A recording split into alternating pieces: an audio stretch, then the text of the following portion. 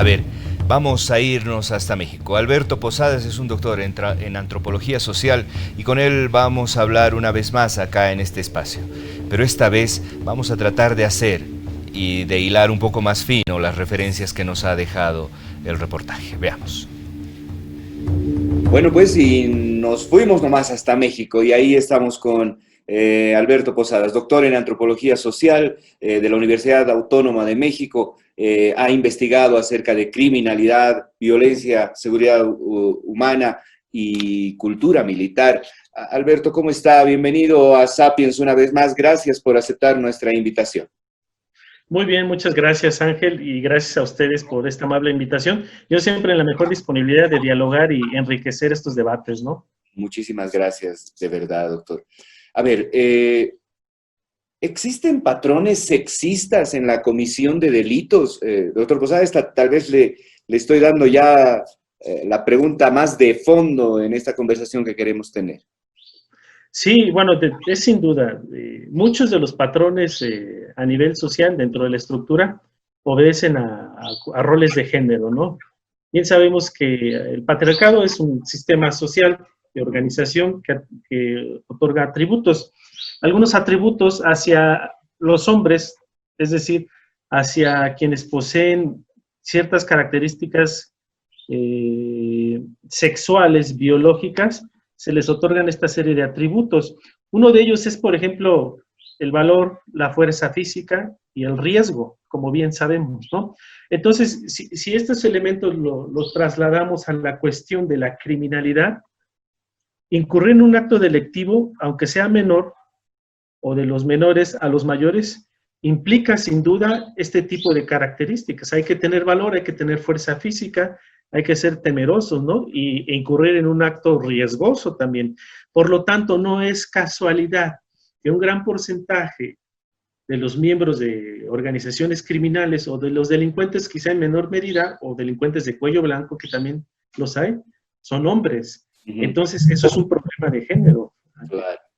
Ahora, doctor, desde una raíz antropológica, ¿podríamos también vincular la comisión de delitos a este hecho, además de la fuerza, de esta suerte de mandato que se le ha otorgado al hombre, que debe ser el proveedor, que debe correr riesgos, que debe ser el más fuerte, que además no se puede mostrar frágil ante ninguna circunstancia?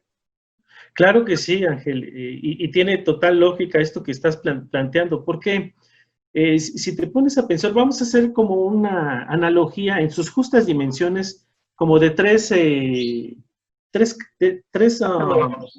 oficios o actividades que dan un modus vivendi, ¿no? Por ejemplo, el militar, que lo hablamos en su momento, hace algunos meses, ¿sí? Por ejemplo, el migrante, la persona que sale de su lugar de origen hacia algún país para buscar un ingreso económico, un nivel de vida más digno, mejor, y el criminal también. En estos tres como actores sociales encontramos como causalidades y contextos diferentes, estamos de acuerdo, pero lo que podemos encontrar a manera de paralelismo es que el atributo de ser hombre en esas respectivas sociedades les otorga mandatos.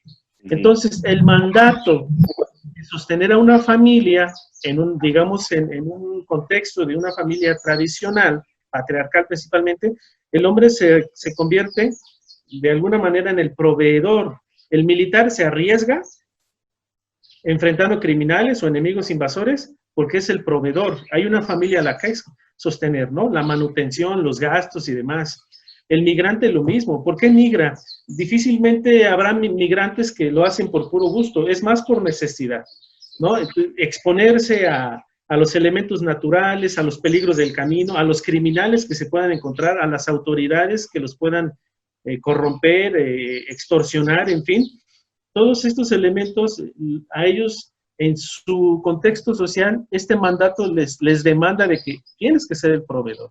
Entonces, parte de los riesgos de emigrar hacia otro país, enfrentarte quizá a otro idioma, a otras costumbres, sí, a los riesgos de ser deportado, es porque soy el hombre. Y eso lleva, de hecho, a ritos de iniciación, ¿no? Ah, tienes 18 años, tienes que emigrar a Estados Unidos, tienes que emigrar a tal país para demostrar que eres hombre y debes de regresar con dinero para el sustento de tu familia.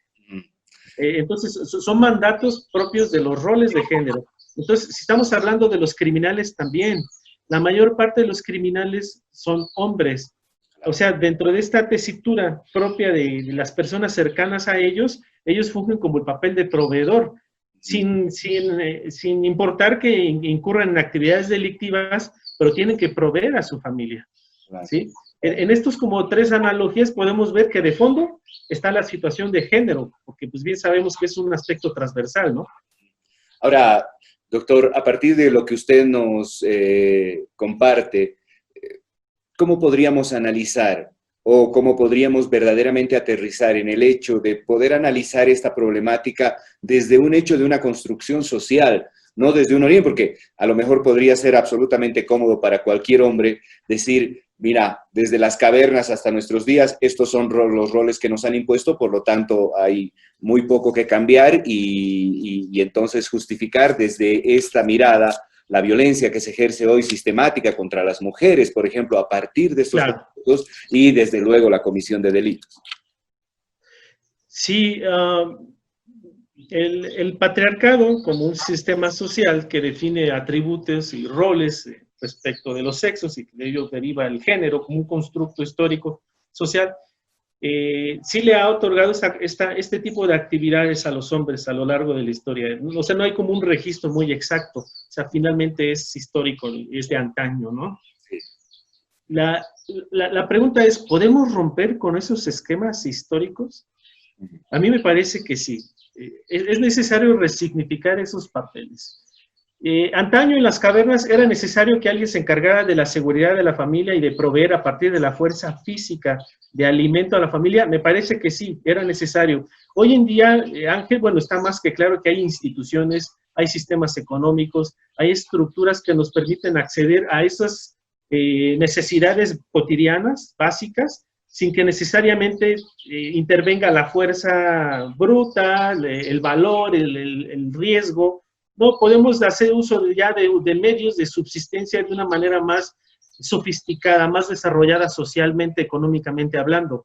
Por lo tanto, entonces, debemos de poner en cuestionamiento este rol histórico, ¿sí?, del único proveedor. Y afortunadamente, compartirás conmigo, esto ya se está observando cada vez más en la sociedad, un protagonismo mayor económico, laboral, profesional de las mujeres, el acceso a los centros educativos, a los estudios superiores, en los puestos de dirección, aunque todavía tenemos muchos pendientes, ¿eh? Eso me queda muy claro, pero parece ser que somos tan leales y tan aferrados a esa idea tan tradicional que es difícil de romper esos esquemas, pero en realidad ya no es tan necesario. Las mujeres tienen pues ya toda la capacidad, siempre la han tenido, pero hoy en día, bajo todas estas conquistas que han logrado los grupos feministas y demás, ya poseen todos los elementos para ser partícipes y más protagonistas en todos estos desarrollos propios de la sociedad. ¿Qué nos corresponde a los hombres? Cuestionar estos roles tradicionales, históricos, ¿sí? Y dar espacio a esa apertura, ¿no?, propia, tanto en los círculos cercanos nuestros como con las colegas, profesionistas, en fin. Y me parece que eso, tarde que temprano, y yo lo auguro, porque soy optimista, tarde que temprano se va a venir dando. En América Latina también, que adolecemos mucho de mantenernos o de ser muy, muy leales a un esquema patriarcal muy, muy tradicional. Todavía hay muchas resistencias en eso y sobre eso hay que trabajar. Sí, doctor. Ahora, yo coincido con usted en que los espacios se están empezando a volver mucho más equitativos, hay una paridad en la participación política, hay una suerte de inclusión importante en cargos de dirección y de decisión en las empresas, en diferentes instituciones. Esto es real y no lo podemos negar. Pero parecería que esta suerte de control, esta suerte de mandato que nos ha dejado este constructo social, se está trasladando a nuestros hogares. Y entonces los hombres que tenemos que ceder allá afuera, porque la sociedad y porque el sistema un poco nos está acompañando en esa marea, estamos empezando a tratar de mantener esa fuerza, ese uso del poder en nuestros hogares y se está traduciendo en violencia sexual, en violencia explícita, física hacia nuestras parejas. Es correcto, Ángel. Yo, si me permites compartir la experiencia, como soy profesor, en todas mis clases yo, aunque sean abordajes conceptuales o teóricos, no propios del género, pero intento darle un enfoque de género a todo lo que se argumenta, ¿no? yo enfatizo mucho la cuestión de la congruencia.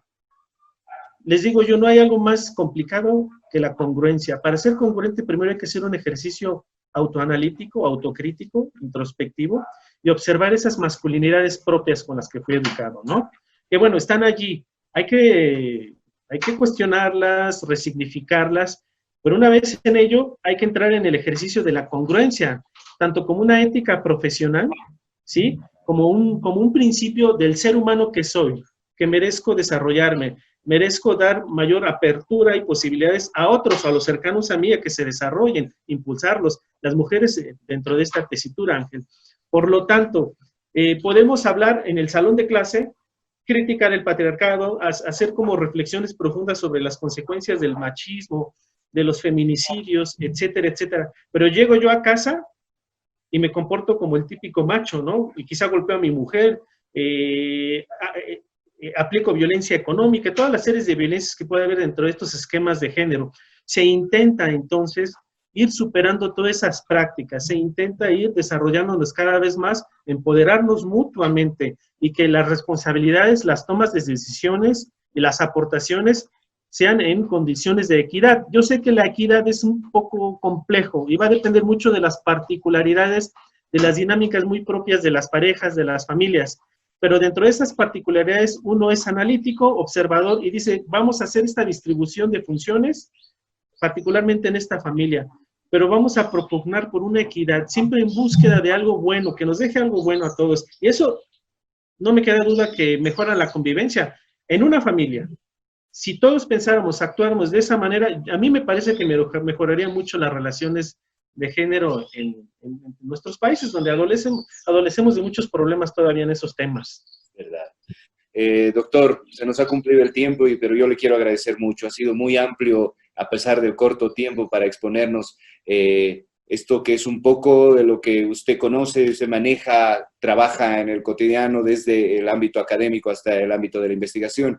Por lo tanto, de verdad, una vez más ha enriquecido este espacio y yo le quiero agradecer mucho que siempre que lo convocamos, usted está presto para poder compartirnos un poquito de lo que usted considera y maneja en estos temas.